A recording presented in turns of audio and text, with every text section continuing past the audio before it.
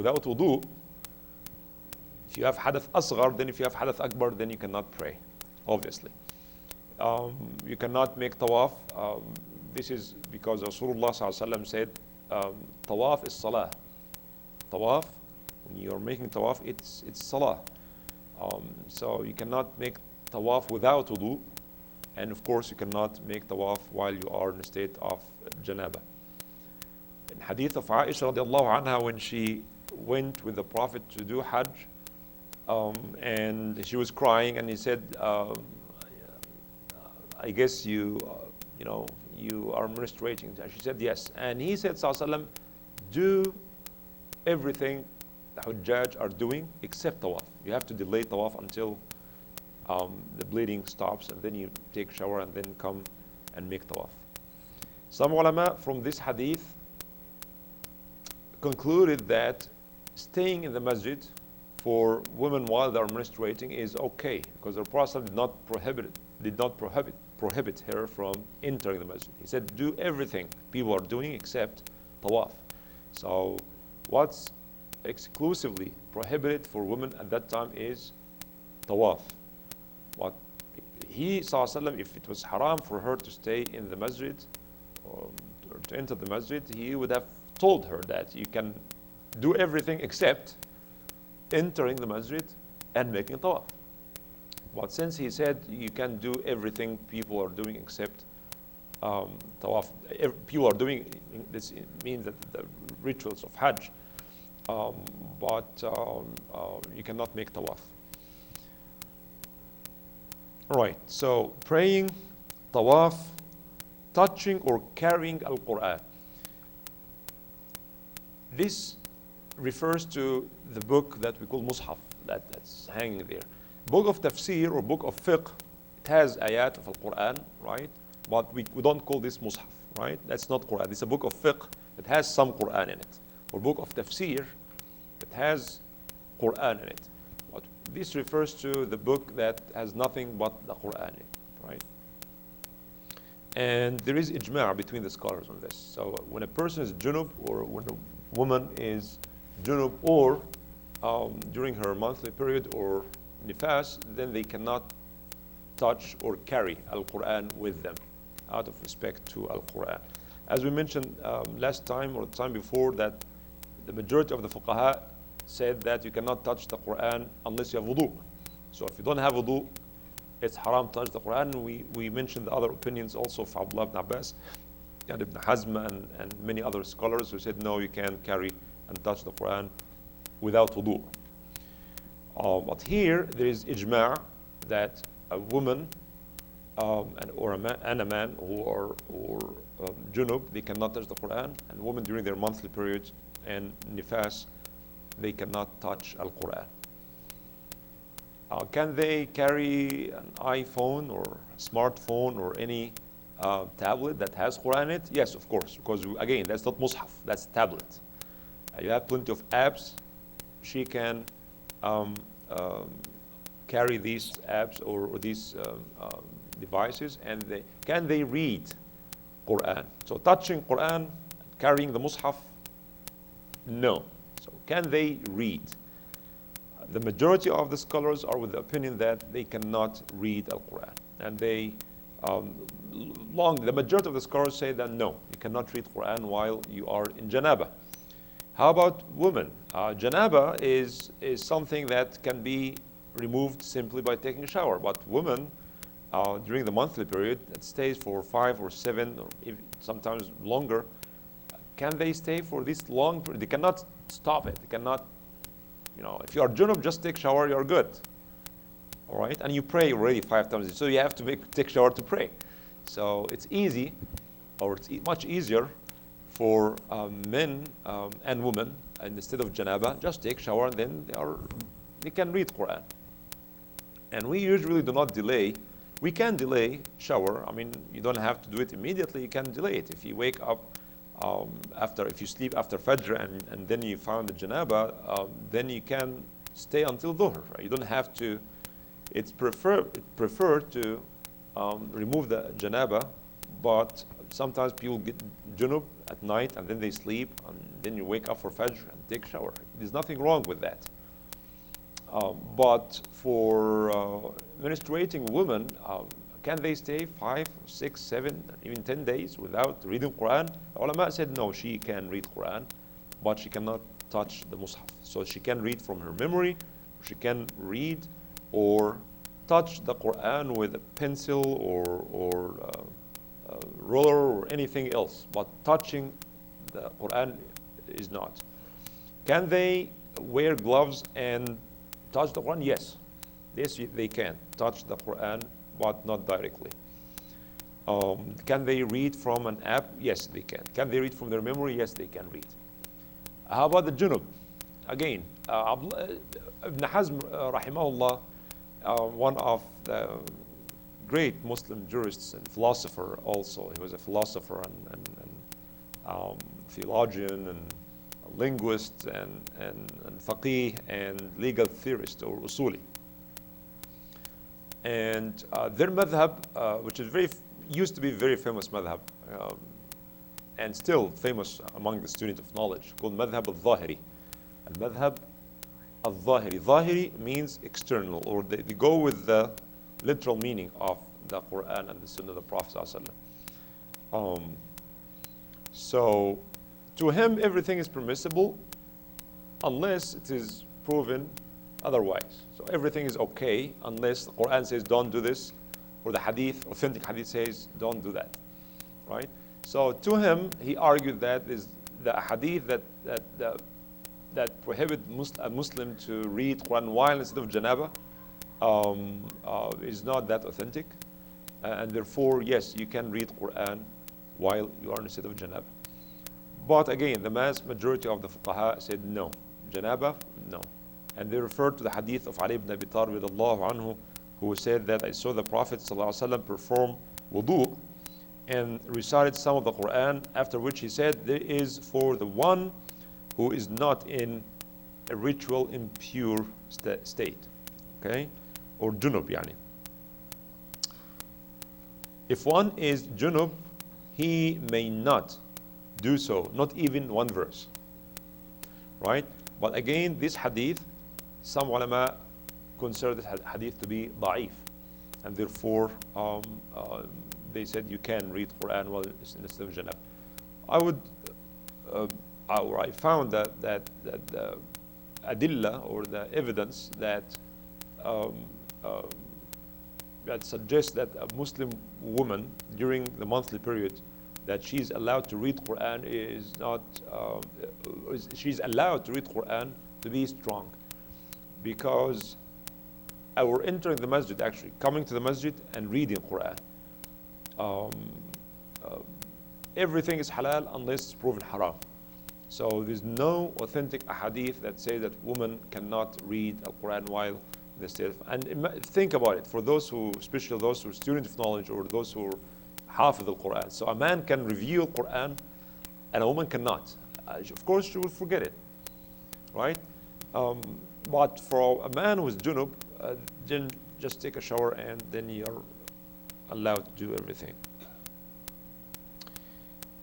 Touching or carrying the Quran, this is the third thing. Number 4 is, as I said, reciting a Quran. It is, again, disputed. Some ulama, or the majority, I would say, of the ulama said that the junub can not read the Quran unless it is part of an ayah. You are saying it as a dua.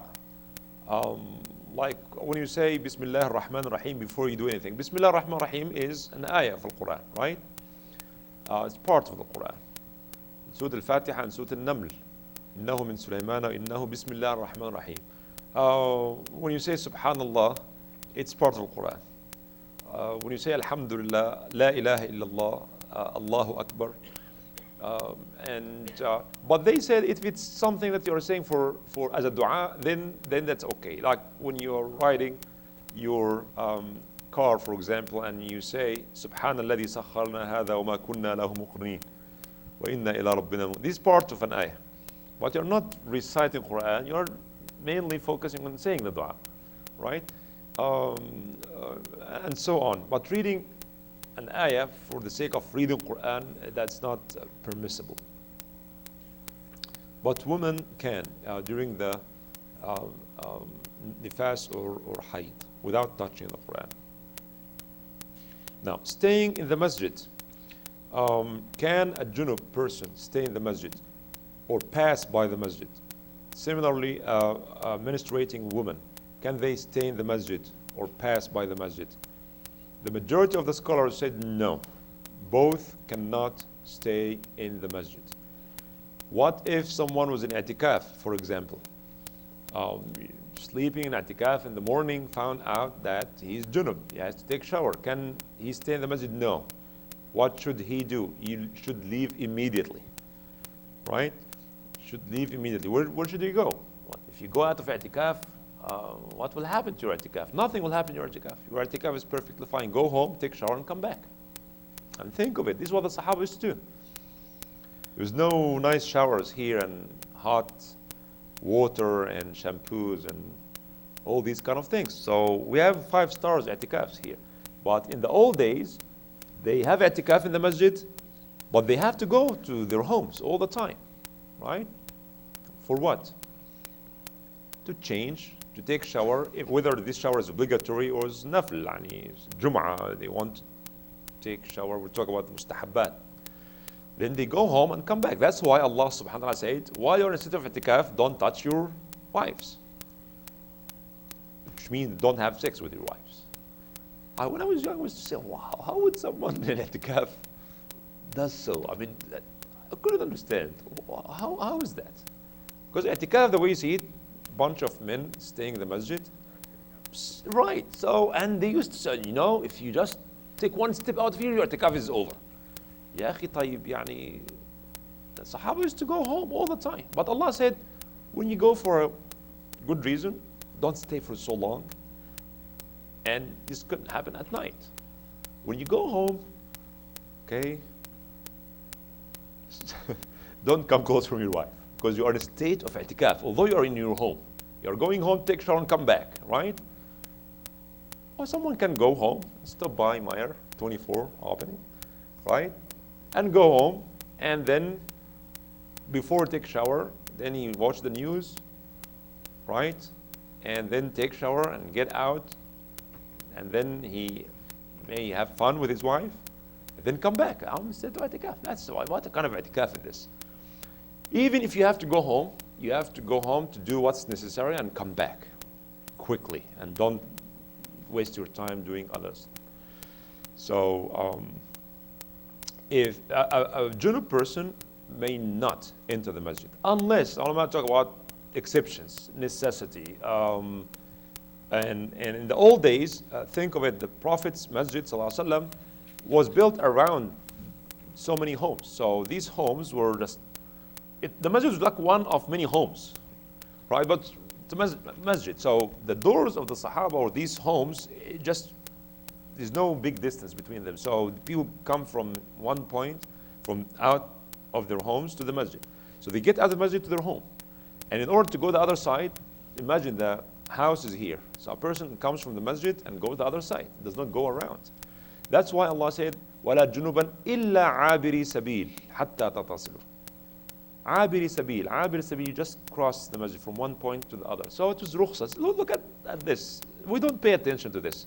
Allah said, وَإِن كُنتُمْ جُنُبًا فَطَّهَرُوا. The ayah in Surah Al-Ma'idah, أو جاء أحد منكم مغاطئ أو لمستم النساء فلم تجدوا يا أيها الذين إذا قمتم من الصلاة فاغسلوا وجوهكم وأيديكم إلى المرافق وامسحوا برؤوسكم وأرجلكم إلى الكعبين وإن كنتم جنبا فطهروا وإن كنتم مرضى أو على سفر. No. The other ayah, ولا جنبا إلا عابري لا تقربوا الصلاة وأنتم سكارى حتى تعلموا ما تقولون ولا جنبا إلا عابري سبيل حتى تغتسلوا. Don't come to perform the salah while you're drunk. If you are intoxicated, don't come to the masjid. This was before al-khamr was strictly prohibited.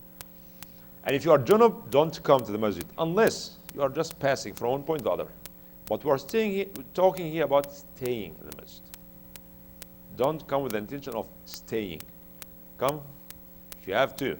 Now, alhamdulillah, you come from one door and we exit from the same door. Right? But it was made as rukhsah, to make it easy for people, because they have to go, if from one point to the other, they have to cross the masjid. So that's fine, that's okay.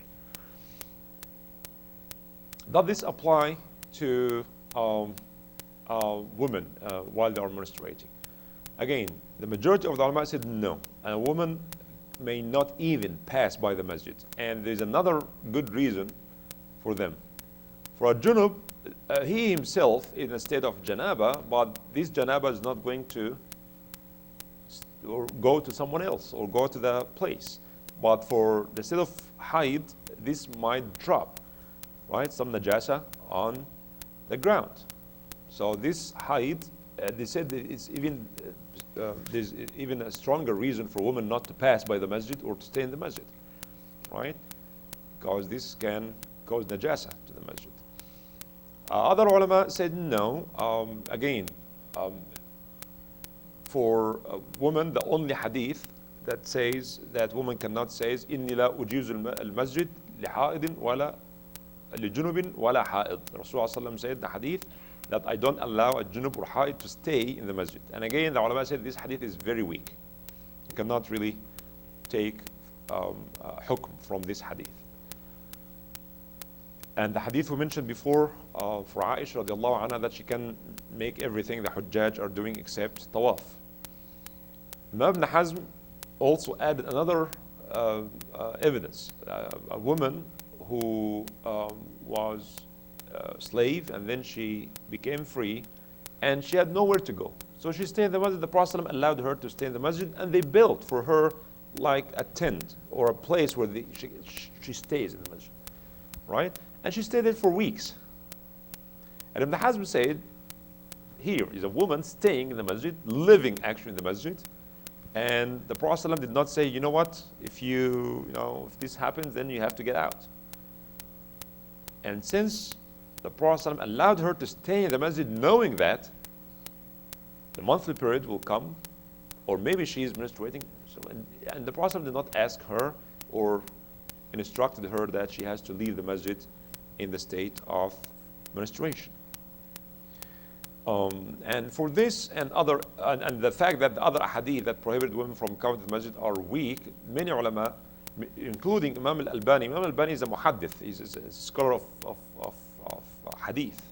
And he found out that all these hadith that says women cannot come to the masjid in a state of menstruation are very weak, and therefore everything is allowed unless, and the Prophet could have made a statement, and repeat it, that women cannot come to the masjid. But the fact that the hadith are not that authentic and are different opinions, and knowing that women used to come to the masjid more often than they do now. They used to come 5 prayers, come for Isha and for Fajr, and not only in Dhuhr and Asr, they used to come. And the Prophet said, never prevent women from coming to the masjid. Don't do that. And others say the hadith of Salatul Eid, that Rasulullah said, Rasulullah did not perform Eid in the masjid. Never, except one time because there was rain. It was very rainy outside. So he said, okay, let's pray. But most of the time he prays Eid outside. It's called khala, open place. Why? Again, to show the beauty of Islam when people come from everywhere, walking on the streets in the morning of Eid day, clean, nice, and chanting Allahu Akbar, and they come in one place and people meet each other and see each other, and non-Muslims see the beauty of Islam. This attracts so many people to come to Islam. And he said even women who are menstruating, they should also come and witness this, but they don't participate in Salat al-Eid. They don't perform the Salat, because Salat requires wudu and so on.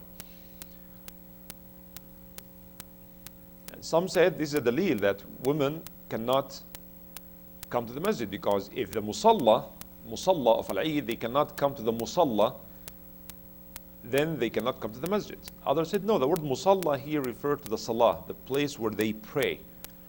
But they come and witness the takbir and listen to the khutbah and greet each other.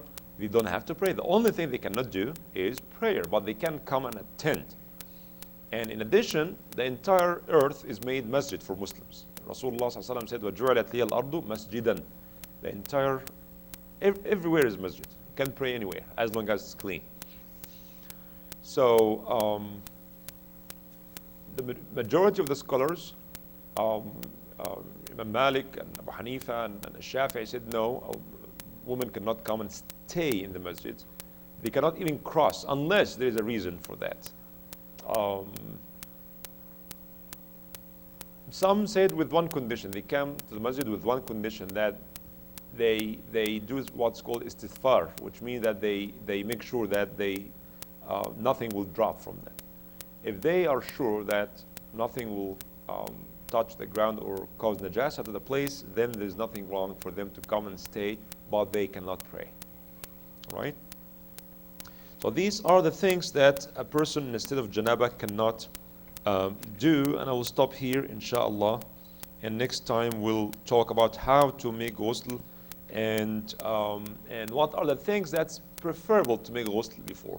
For example, coming for Jum'ah, it is preferable, it is liked, it is recommended to make ghusl before. And we'll talk about other things that it is sunnah, it's recommended for us to make ghusl, but it's not wajib. And how to make ghusl, inshallah, we'll talk about next time. Questions? Yes, تفضل.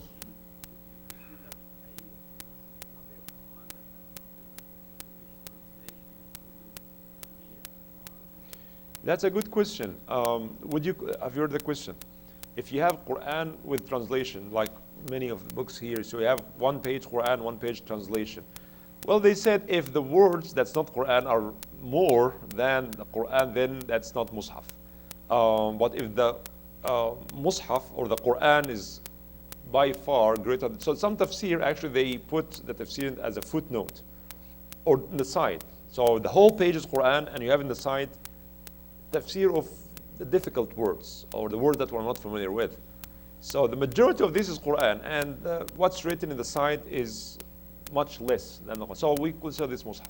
But if the words are greater than, like book of Fiqh, the words of the author, although it's a good thing, but it's not Quran, are greater than the Quran itself, then does not take the hukm of the Mus'haf. Like book of Tafsir, if you see the book of Tafsir, you will find out that the majority of the words are the word of the person. There are hadith also, and the Quran is less. So if you think that the amount of Quran is greater than the amount of translation, then this takes the hukm of the Quran. Allahu A'lam.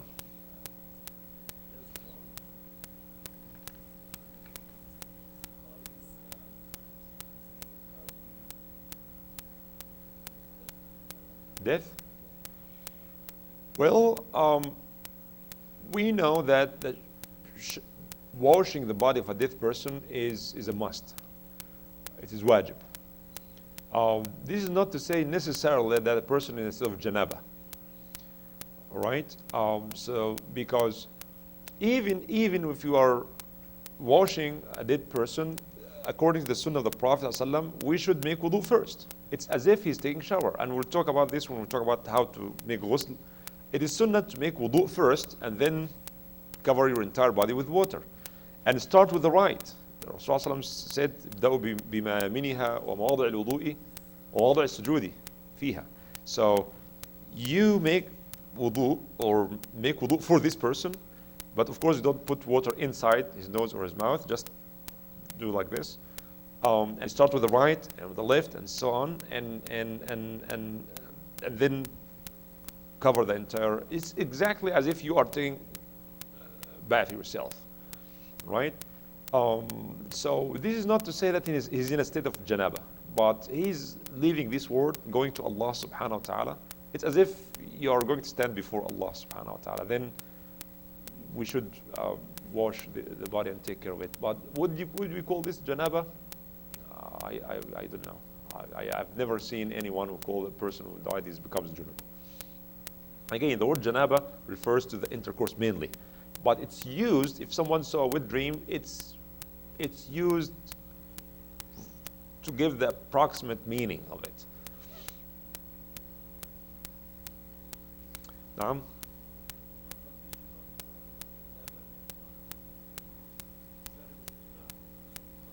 touching the Quran or carrying the Quran. This is ijma' here. But reading Quran, Ibn Hazm and others, they said no, you can read Quran because the hadith are not that authentic. This is his opinion. Ijma' is on touching or carrying the mushaf, not reading. Reading is different. Reading Quran is different from touching the mushaf. Yes. Yeah, it has to be from your memory, yeah. Yeah.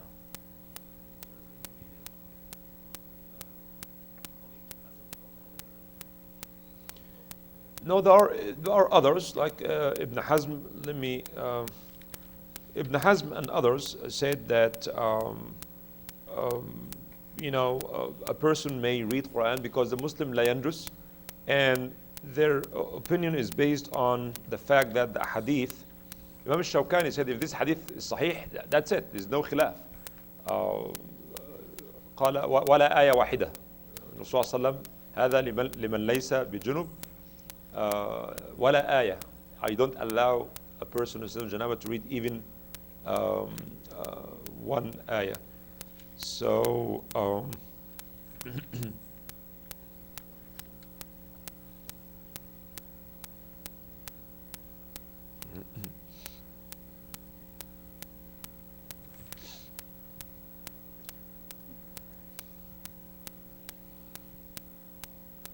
الحديث الأول Imam al-Shawkani. Imam al-Shawkani is one of the great Muslim scholars and jurists.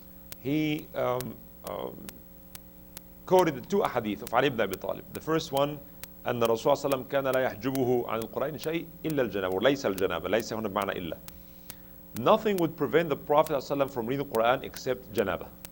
This is one hadith. And the second hadith that we mentioned, the Prophet ﷺ said not even one ayah.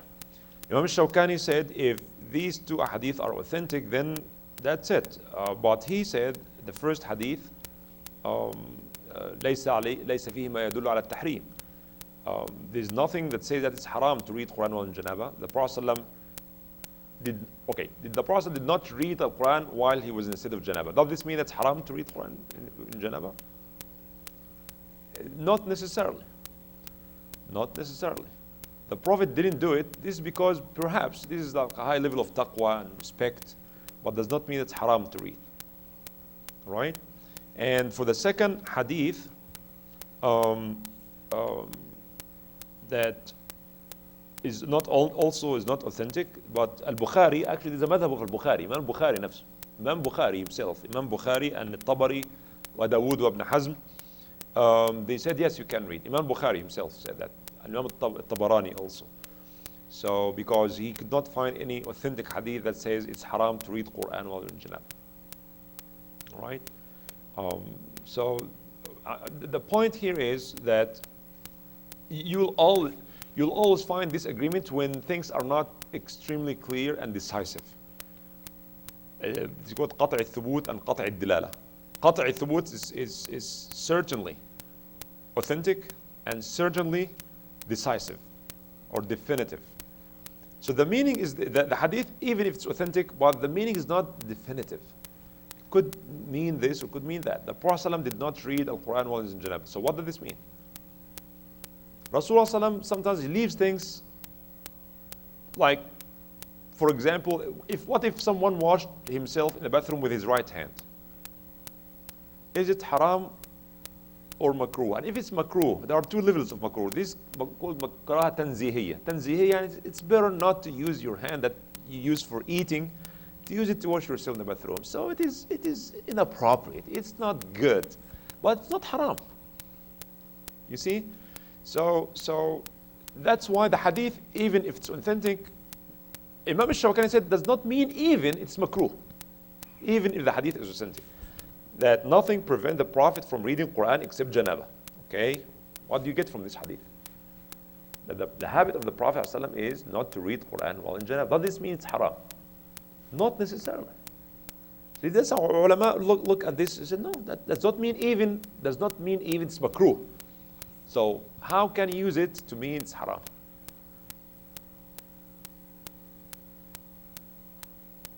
Right?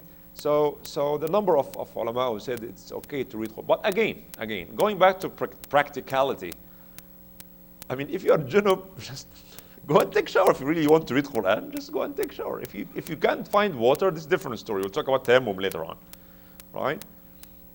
But it's not that difficult to remove this hadath akbar by taking a shower, right? No, listening to Quran, you can listen to Quran in all cases.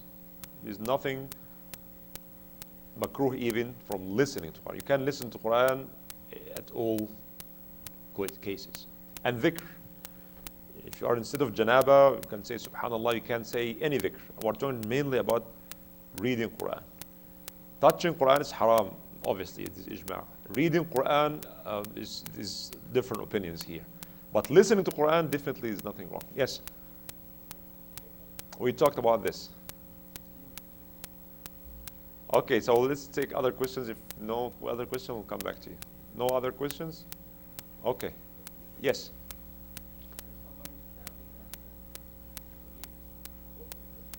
Traveling?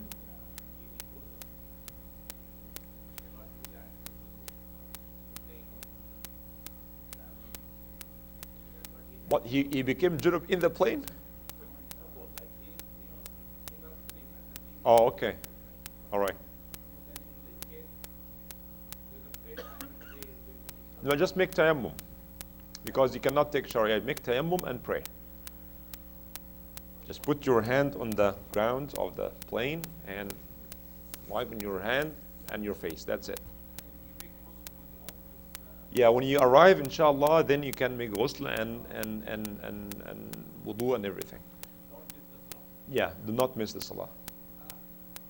And I've heard that some give fatwa that you cannot pray while you're on an airplane, and that's not correct. The fact that you have to touch the ground with your head, this is in regular circumstances. But you're on the airplane, you don't have to face the qibla, and you don't have to touch the ground. You can pray while sitting on the seat. You cannot just miss the salah because of that. As many people say that we travel and don't pray. We have been told that you have to. Salah does not count unless you. How about the handicapped people? They have an excuse, right? And you have an excuse also. We sometimes apply the regular rulings in the exceptional ruling. That's not correct, right? Now, no, you don't have to repeat the salah. That's not correct. You prayed already, khalas. It's one fard. It's not two fard. You don't have to repeat the salah. You made wudu. You pray while you're sitting in the airplane, and that will be good enough. You don't have to repeat anything. If you prayed one time, why would you? Does this prayer count or not? If it counts, then you don't have to repeat it. If it does not count, there's no point to pray. Right? Yes. It's what? What do you mean by marginal? Uh-huh.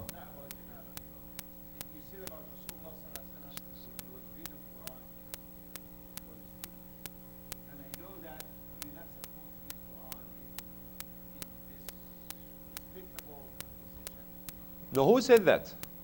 Again, these are another traditional things. Oh, brother, this disrespect to Quran. You cannot read Quran while you're laying down your back. Who said that? Oh, yeah, you know, someone, don't listen to someone. Okay? If you're going to listen to someone, then we'll fill our mind with so many. Who said